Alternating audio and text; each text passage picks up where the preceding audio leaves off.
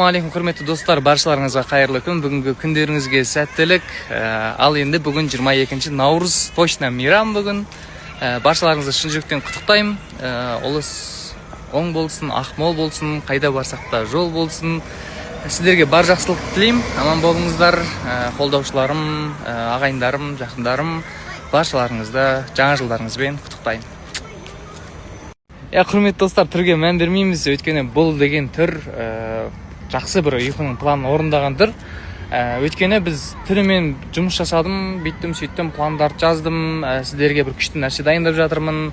Алдындағы гитараға байланысты, тағы да басқа да мәселелерге байланысты. Енді көптеген адамдар кеше қойған вопростарыма жауаптарын қайтарған екен. Оған ешқандай таланттың анау ештеңе керек емес, главный еңбек, главный қызығушылық дейді. Дұрыс, ең бірінші барлық нәрсеге қызығушылық арқылы біз көп нәрсеге шешім қабылдаймыз негізінде.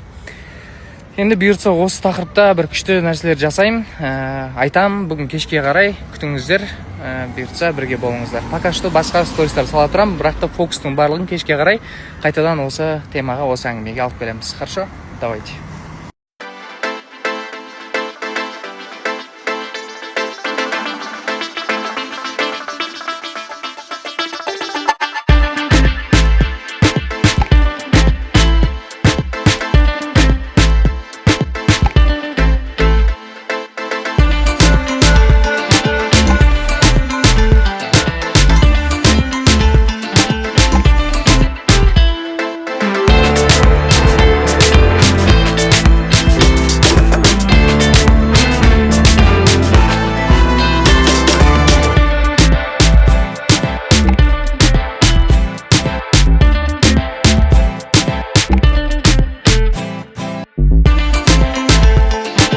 Достар, Алматының жартысы осы жақта ғой деймін.